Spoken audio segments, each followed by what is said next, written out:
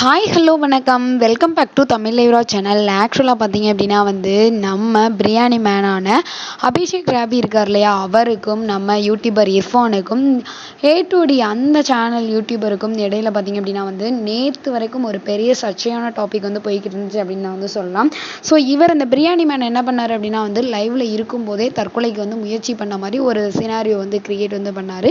இதை பார்த்த பலருமே அவரை கொஞ்சம் கூட அவரை பார்த்து இறக்கப்படாமல் இவர் பண்ணது ரொம்ப பெரிய தப்பு, இவர் மாதிரி ஆளுங்கள்லாம் இந்த மாதிரி ஒரு சர்ச்சையும் பரபரப்பையும் ஏற்படுத்துறதுக்கு கண்டிப்பாக ஒரு சட்டம் கொண்டு வரணும், இவங்கெல்லாம் கைது செய்யணும் அப்படின்ற மாதிரியான கருத்துக்கள் மட்டும்தான் நேற்று சோஷியல் மீடியாவில் பகிரப்பட்டது. அந்த விதத்தில் பார்த்தீங்க அப்படின்னா இவர் என்ன பண்ணார் அப்படின்னா யூடியூபர் இர்ஃபான் ஆல்ரெடி ஒரு ஆக்சிடென்ட் பண்ணார் இல்லையா, ஸோ அதையும் அதுக்கப்புறம் டெய்லர் அக்கா அப்படின்ற ஒரு யூடியூப் சேனலில் என்ன பண்ணுவாங்க அப்படின்னா நிறைய துணியெல்லாம் தச்சு அதை வச்சு என்ன அப்படின்னா வீடியோஸ் போடுவாங்க. அவங்கள பற்றி ஆபாசமாகவும் என்ன அப்படின்னா நிறைய கருத்துக்களை அவரோட யூடியூப் சேனலில் ஷேர் பண்ணியிருந்தாரு.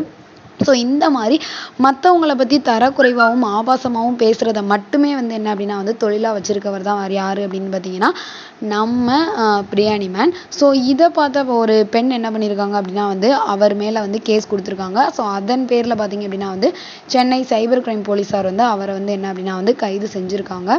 ஸோ இந்த மாதிரி என்ன அப்படின்னா பெண் வன்கொடுமை தடுப்பு சட்டம் அப்படின்னு ஒரு 4 பிரிவுகளின் கீழ் என்ன அப்படின்னா அவர் மேலே வழக்கு பதிவு செஞ்சுருக்காங்க. இது என்ன அப்படின்னா தவளை தன் வாயால் கெடும் அப்படின்னு சொல்றாங்கல்ல, அந்த மாதிரி பிரியாணி மேனே அவருக்கு வச்சுக்கிட்டு சூனியம் அப்படின்னு தான் நான் நினைக்கிறேன்.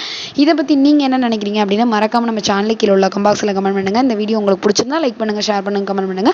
அப்படியே நம்ம சேனலை சப்ஸ்கிரைப் பண்ணிடுங்க. ஓகே பாய், உங்களிடமிருந்து விடைபெறுவது உங்கள் கனகராஜ்.